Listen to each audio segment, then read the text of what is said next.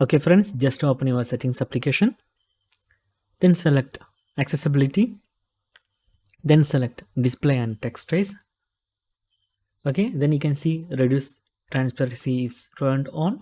Okay, and pull down the menu, you can see here this is blank, there is no transparency. You can see here it's just blank screen, so there is no transparency. And we turn off reduce transparency, then once again we check notification area. You can see there is a little bit transparency, you can see through the screen what's the behind. So that's reduce transparency working.